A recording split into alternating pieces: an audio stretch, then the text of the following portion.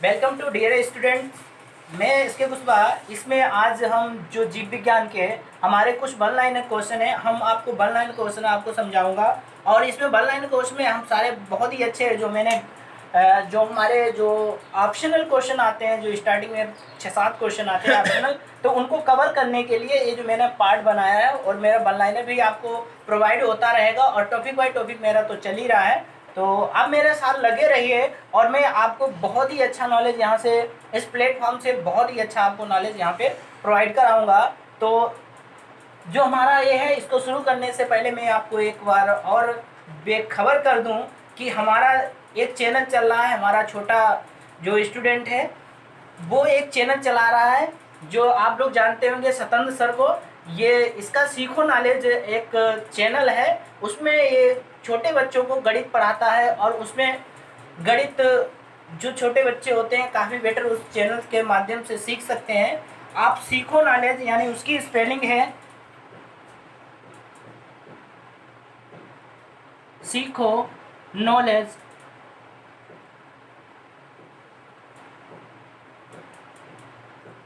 सीखो नॉलेज उस चैनल की ये स्पेलिंग है। यदि आप यूट्यूब चैनल पे डालेंगे तो जो अभी जो मैंने जिस स्टूडेंट को दिखाया था बिल्कुल वही आपको फोटो दिखाई देगा। छोटे बच्चों के लिए सबसे बेटर पढ़ाता है और उसमें आपने देखा होगा। और जो वो सन है ना, वो आपके सत्येंद्र सर का मतलब डियर सन है, तो उसको आप लोग सपोर्ट करिए और जिससे उसका भी मनोबल डाउन ना हो। वीडियो बनाता है, मेहनत करता है, तो कंटिन्यू वो भी आपके साथ लगा रहेगा। तो देखते हैं इसमें हम लोग सीखते हैं जो हमने वन लाइनर क्वेश्चंस आपको दिए हैं। तो आप मेरे साथ बने रहिए तो देखें कैसे मुझे इसे सॉल्व करना है। पहला मेरा क्वेश्चन है, मनुष्य के शरीर का तापमान कितना होता है? यानी 97.8 डिग्री सेल्सियस फ़ारेनहाइट होता है। सॉरी, सेल्सियस में 37 होता है और फ़ारेनहाइट होता है। मेरा क्या होता है? फ़ारेनहाइट होता है और सेल्सियस में 37 होता है। मैं आपको बता दूं कि हमारे शरीर का तापमान कभी बदलता नहीं है। हमारे शरीर का तापमान कभी नहीं बदलता, चाहे गर्मी हो, चाहे सर्दी हो, चाहे ठंडी हो, कभी नहीं बदलता। अगर ये बदल गया ना तो सीधे आप ऊपर चले जाएंगे। तो ये तापमान कभी नहीं बदलता है।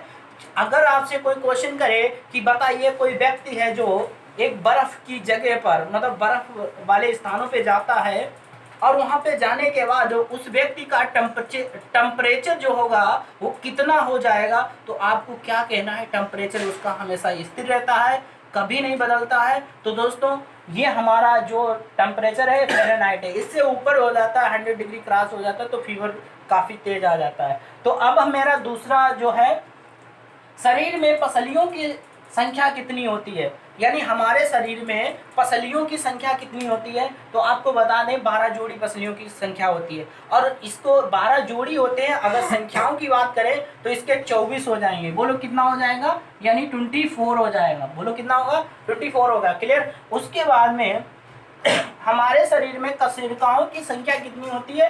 33 होती है। और इसमें जो ये गर्दन में कशेरुकाओं की संख्या केवल 7 होती है। कितनी होती है? 7। अगर सिंपली आपसे कोई पूछ दे या पेपर एग्जाम में आ जाए कि कशेरुकियों की संख्या गले में कितनी होती है तो आपको 7 बोलना है। क्लियर? उसके बाद में नेक्स्ट पढ़ते हैं, हमारे शरीर में जीन्स की संख्या कितनी होती है? यानी मनुष्य के शरीर में जीन्स की संख्या कितनी होती है? तो जीन्स की 97 अरब होती है। कितनी होती है? 97 अरब। अब आपको बता दें जीन्स का काम क्या होता है। हमारे शरीर में जो जीन्स होती है, जीन्स से ही पता चलता है, उसमें जीन्स में डीएनए आरएनए होता है, डीएनए फैक्टर आरएनए फैक्टर होता है। इससे हमें ये जानकारी होती है। जीन्स जो होती है एक आपको कह सकते हैं कुछ इस तरीके की होती है। ये जो आपने सिंबल पढ़ा होगा, अभी मैं आपको बना के दिखा रहा हूँ। तो जीन कुछ इस तरीके से होती है।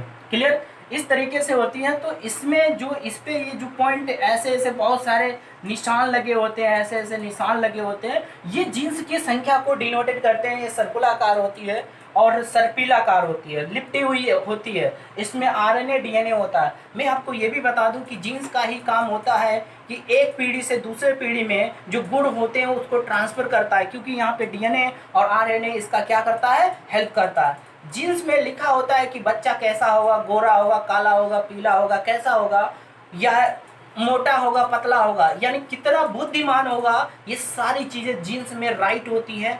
आज तक कोई जीन्स पढ़ नहीं सका। और इसकी जो प्रोसेस है कंटिन्यू चल रही है पढ़ने की, तो जिस दिन ये पढ़ जाएगा ना, तो उस दिन इंसान क्या हो जाएगा, और भी बुद्धिमान हो जाएगा, और ज़्यादा सर्च इस पर किया जा सकता है। ठीक है, तो मैंने जीन्स के बारे में बता दिया। फिलहाल मैं जीन्स पे एक चैप्टर जो वीडियो बनाऊंगा ना, मैं डिटेल में जीन्स को आपको समझाऊंगा। क्लियर, अब बढ़ते हैं आगे। मस्तिष्क का भार कितना होता है? मस्तिष्क का अगर देखा जाए, मनुष्य में 1380 ग्राम होता है, और महिलाओं में 1250 ग्राम होता है। ये ब्रेन का वजन का भार है। आप उसको बुद्धिमानी से मत लीजिएगा, क्योंकि महिलाएं जो होती हैं बहुत बुद्धिमान होती हैं। आदमियों को महिलाएं चला देती हैं। आज तक तुमने देखा, आप लोगों ने देखा होगा कि जो जितने भी जो हमारे एग्जाम्स होते हैं उनमें टॉपर लड़कियां करती हैं। आप सोच रहे होंगे उनका तो ब्रेन कम होता है, तो ब्रेन कम और बड़े, ये भार की बात है, जो वेट है ना, वेट की बात है। बट ब्रेन उनका ज़्यादा हमसे चलता है। अगर हम लोग कोशिश करें तो हमारा भी ज़्यादा चलेगा, बट हमसे ज़्यादा उनका चलता है। क्लियर, आगे बात करें। चेहरे में हड्डियों की संख्या कितनी होती है? चेहरे में हड्डियों की संख्या 14 होती है। जो मेरा ये चेहरा दिखाई दे रहा ना, इसमें हड्डियों की संख्या बोलो कितनी होती है? 14 होती है। क्लियर। उसके बाद हम बात करें, छोटी आंत की लंबाई कितनी होती है? 22 फीट होती है। छोटी आंत की लंबाई कितनी होती है? 22 फीट होती है। और छोटी आंत का काम होता है शरीर में पाचन क्रिया को, जो हम खाना खाते हैं वहाँ अवशोषित होता है। यानी सबसे ज़्यादा अवशोषण वहीं होता है, सबसे ज़्यादा पाचन होता है, और ये छोटी आंत में होता है। जैसा कि मैंने पीछे वाले वीडियो में ये छोटी आंत और बड़ी आंत को अच्छे से डिफाइन किया है। अगर आप वहाँ जाएंगे तो आप अच्छे से उसे समझ सकते हैं। क्लियर। उसके बाद में श्वसन गति, यानी जो हम लोग सांस लेते हैं, ऐसे जो सांस लेते हैं, ये सांस की जो प्रोसेस होती है, ये हमारे 16 मिनट, यानी 1 मिनट में 16 बार हम लोग सांस लेते हैं। 1 मिनट में कितने बार सांस लेते हैं? 16 बार सांस लेते हैं। क्लियर। उसके बाद में हम बात करते हैं हृदय गति की। आपने देखा होगा कि हृदय गति हमारा पंप करता है। ये जो यहाँ पे होता है ना, ये पंप करता है। ये 1 मिनट में 72 बार पंप करता है। क्लियर। तो उसी को हम हृदय गति बोलते हैं। अब उसके बाद में करता हूँ दंत सूत्र।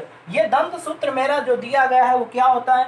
2 प्रोपोर्शनल 1, 2 प्रोपोर्शनल 1, प्रोपोर्शनल 1, 2 प्रोपोर्शनल 3, यानी ऐसे दिया गया होता है। ये मेरा दंत सूत्र होता है, और ये एक पार्ट का होता है, दूसरा पार्ट इसका जस्ट डबल हो जाता है। टोटल काउंट करेंगे तो मेरा कितना हो जाएगा? आपका टोटल हमारे 32 हो जाएंगे। मैं रक्त दाब की बात करूँ, रक्त दाब अगर लोअर प्रेशर और हाई प्रेशर जो हमारा होता है, हमारा सबसे ज़्यादा हाई प्रेशर होगा तो 120, नॉर्मल व्यक्ति में 120 होता है, और लो में कितना होता है? 80 होता है। अगर 120 से ऊपर चला जाए तो ये जो 120 के ऊपर जब ब्लड प्रेशर जाता है तो उसे हाई ब्लड प्रेशर बोला जाता है, और उसके नीचे अगर 80 से नीचे चला जाए तो उसे लो ब्लड प्रेशर बोला जाता है। ये दोनों अपने आप में एक बीमारियाँ होती हैं।